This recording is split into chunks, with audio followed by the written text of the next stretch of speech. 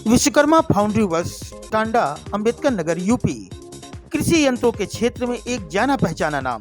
सभी प्रकार के कृषि यंत्रों पे 50 से 60% सरकारी सब्सिडी उपलब्ध है। संपर्क करें।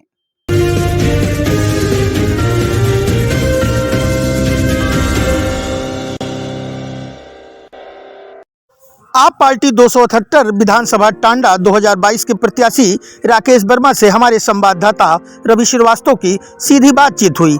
आइए जानने का प्रयास किया कि एक शिक्षक होते हुए भी इस प्रकार से राजनीति में आना उनकी क्या मजबूरी थी और किन कारणों से उन्होंने राजनीति में आने का निर्णय लिया, क्योंकि एक शिक्षक का राजनीति में आना आज की परिस्थितियों में बहुत ही बड़ी बात है। आप देख रहे हैं यूपी न्यूज अर्बन पंचायती। इस समय मैं अंबेडकर नगर जिले के तहसील टांडा में हूं और आम आदमी पार्टी से जो यहाँ प्रत्याशी घोषित हैं राकेश कुमार वर्मा जी, इनसे मैं चर्चा करूंगा, जानूंगा आपकी भावी रणनीति क्या है और कैसे आपका राजनीति में पदार्पण हुआ, राजनीति में किस तरीके से आना हुआ, आपके बारे में तमाम सारे विषयों पे हम चर्चा करते हैं। तो माट साहब, यूपी न्यूज अर्बन पंचायती में चैनल पे आपका स्वागत है।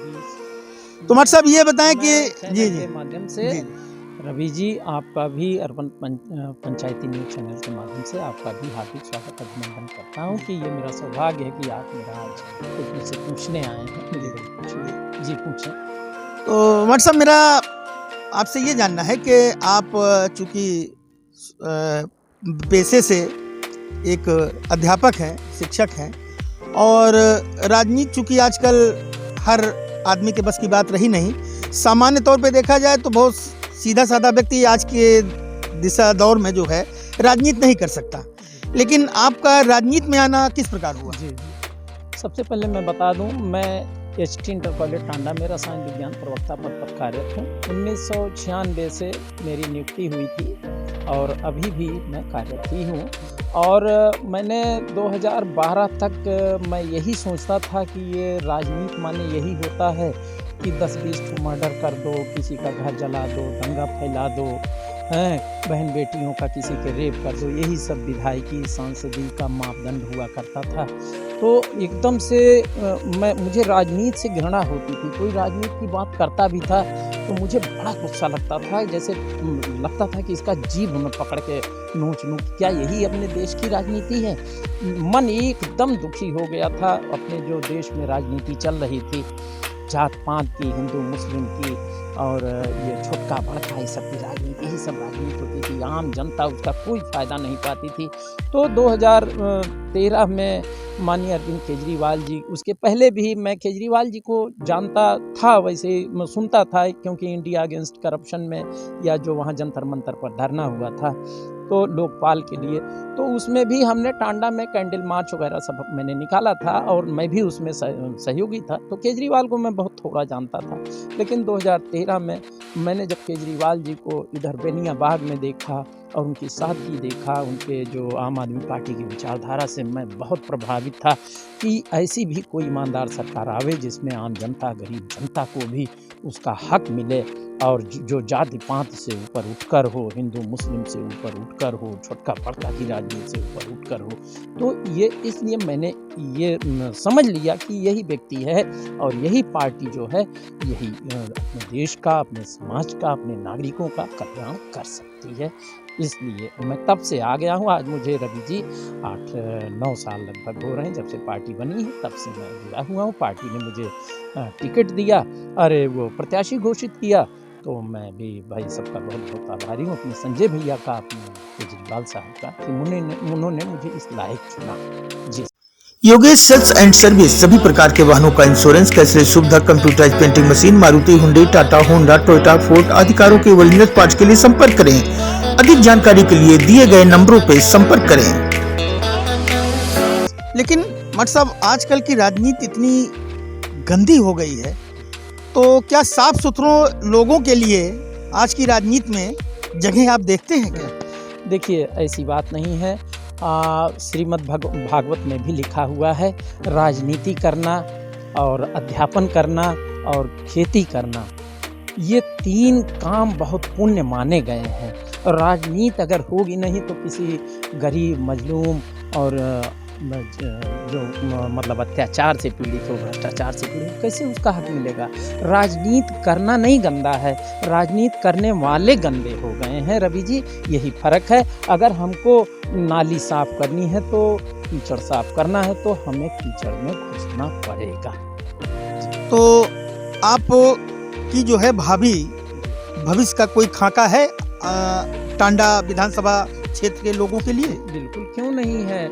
मैं तो चाहता हूं कि सब हमारी सरकार आवे, जनता को 300 यूनिट बिजली फ्री, बकाया बिल माफ़ और खेती किसानी के लिए बिजली फ्री, और भी महिलाओं को बस में यात्रा फ्री, और हमारे जो सरकारी स्कूल हैं दिल्ली के तर्ज पर वैसे बने, हॉस्पिटल उसी तर्ज पे बने, जनता एकदम सुखी रहे। तो यही तो मैं, अगर हमारी पार्टी दिल्ली में कर रही है, दिल्ली में तो माननीय अरविंद केजरीवाल जी के हाथ एकदम बंधे हुए हैं, वो 70 विभागों से ज़्यादा उनके पास विभाग नहीं है। कोई भी काम उनको जन कल्याण के लिए करना होता है तो उनको गिड़गिड़ाना पड़ता है, अनशन करना पड़ता है। तो अगर हम यूपी जैसे राज्य में अगर हमें पूर्ण राज्य का दर्जा हमको ये मिल जाए तो हम दिखा देंगे, जनता को भी दिखा देंगे कि कैसे कोई एक ईमानदार सरकार कैसे काम करती है, जनता को उसका फ़ायदा कैसे मिलता है। तो ये सब लेकिन भाजपा पार्टी भी तो आम आदमियों के लिए बड़ा अच्छा काम कर रही है। आवास योजना, कल्याणकारी योजना उसकी मानी जाती है। 2.5 लाख रुपए सीधे जो है गरीब लोगों के खाते में मिल रहा है, जिनका कभी आवास अपना नहीं था उनको आवास डायरेक्ट मिल रहा है। और उज्ज्वला योजना चला रही है, ठीक है, श्रमिक कार्ड योजना चला रही है। तो तमाम तरीके की आम लोगों के कल्याण के लिए तो तमाम योजनाएं वो भी चला रही है। आपका किस तरीके से भाजपा को लेकर क्या आप सोचते हैं? देखिए, भाजपा चला रही है और भाजपा के जो, मैं तो यही समझता हूँ कि उनकी जितनी योजनाएं हैं वो सब कागजों पर हैं। Smartup, startup, make in India, made in India, ये सब उनकी कागजी योजनाएं हैं। और रही बात उज्ज्वला की योजना की, तो उसका सच आप जान लीजिए, गैस देना ही बाबू भी नहीं, गैस भरवाना भी उन आम जनता, गरीब जनता का गैस वो भराएगी कैसे? लेकिन आवास भी तो दे रही है, जो साक्षात दिखाई दे रहा है। आवास दे रही, तो क्या हमारी सरकार आवास नहीं देगी? और उनको जो धंधे रोजगार बंद हो गए हैं, और आवास में भी आपको बताऊं, आवास में भी बहुत दोहरा चरित्र अपनाया गया है। जो अपात्र हैं कैंडिडेट, उनको आवास दे दिया गया। जो बहुत, अभी कल मैं एक गांव में गया था, चंदौली की 80 बस्ती में गया था, 2-3 घर मैंने देखा। बिहरोजपुर गया था, वहाँ देखा इस तरीके से शिकायत हो रही थी। तो किसी को मिला, किसी को नहीं मिला, और राशन कार्ड कट गए, आधार कार्ड नहीं बन रहे हैं, राशन में यूनिटें काट देंगी। ये सब क्या है? ये प्रशासनिक नाकामी है। तो और आपको एक बताऊं, आज मैं 250 गांव में टांडा विधानसभा में बसखारी टांडा मिला के जा चुका हूं। जनता बीजेपी सरकार से बहुत रुष्ट है और उनको डंडे ले के इंतज़ार कर रही है रवि जी। अगर इनके काम अच्छे ही होते तो जनता इतनी नाराज़ ना होती। जनता बेरोजगार है, बेरोजगार के लिए लड़कों को लाठियां खानी पड़ रही हैं, रोजगार नहीं है। क्या इसी 5 किलो गेहूं और चावल और राशन से ही उनका सब दिन कट जाएगा? उनके बच्चों को भी पढ़ाई लिखाई चाहिए, अच्छी सुविधाएं चाहिए। तो ये सब काम वो तो खुद आप जान लेंगे और खुद आप सर्वे करिएगा तो कितनी जनता खुश है आपको बता देगी। राशन कार्ड तो गवर्नमेंट दे ही रही है आम आदमियों को, ठीक है, फटाफट बहुत सारे लोगों का इन दिनों राशन कार्ड बना हुआ है। धान की फर्स्ट क्लास खरीद हो रही है, समर्थन मूल्य बढ़ा हुआ है। तो क्या बात कर रहे हैं, भाजपा सरकार नहीं कर रही है? देखिए, राशन कार्ड और इसका तो ये हाल है कि जनता कहती है कि हमारा राशन कार्ड ही कट गया। हमारा राशन कार्ड जितनी यूनिटें थी, 7 यूनिट थी, अब हमें 2 यूनिट मिला। तो किसी का काटा जा रहा है, किसी का बढ़ाया जा रहा है। तो इसकी भी तो जांच होनी चाहिए। और काट क्यों दिया गया? क्या उसका कोई भौतिक सत्यापन किया गया? और ये मैं बता रहा हूँ, ये ऑफिस से लेके DSO ऑफिस से लेके और जनता के बीच तक इतनी, मतलब ये जनता कहती है कि 1500 रुपया देंगे तो तुरंत तत्काल हमारा कार्ड बन जाएगा। तो कार्ड का यही सच है। बस इतनी लूट खसोट मची हुई, किसी की यूनिट काट दी गई, किसी का राशन कार्ड काट ही दिया गया है। तो जनता एकदम परेशान है राशन कार्ड। और रही बात जो धान खरीद की आप बात कर रहे हैं, धान खरीद का जो समर्थन मूल्य 1900 समथिंग कुछ है, तो तो उसका कितना लाभ हमारी जनता को मिल रहा है। ये 1300 में रवि जी आपको बताऊं जनता बेचने को मजबूर है। गांव में जाता हूं ऐसी छल्लियां लगी हुई हैं, कहते हैं कि वो हमारा धान नहीं खरीदा जा रहा है। और जब वहाँ क्रय केंद्र पे जाइए 4-5 टालियां खड़ी रहती हैं, वहाँ ये बता दिया जाता है कि यहाँ भैया कुछ टेक्निकल फॉल्ट है, मशीन ख़राब है, ये है वो, उसी का वो बहाना बना के और अपने जो बिचौलिए वाले राइस मिलर्स हैं उनके यहाँ भेज दिया जाता है कि वहाँ आप जाइए, वहाँ आपका तुरंत पेमेंट हो जाएगा।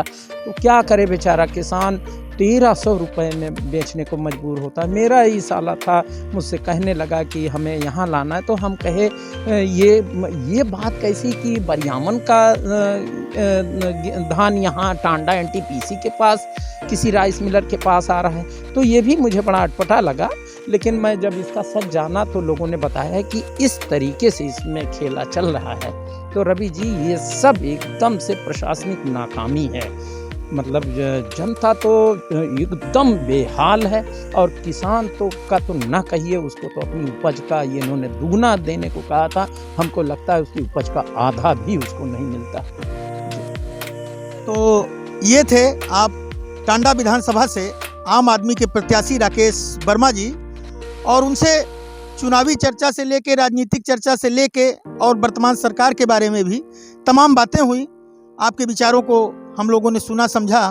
अब आने वाला समय बताएगा कि अगली बार जो है क्या होने वाला है और क्या नहीं होगा, कौन जीतेगा कौन हारेगा, ये तो भविष्य के गर्भ में है। फिलहाल आज के लिए बस इतना ही।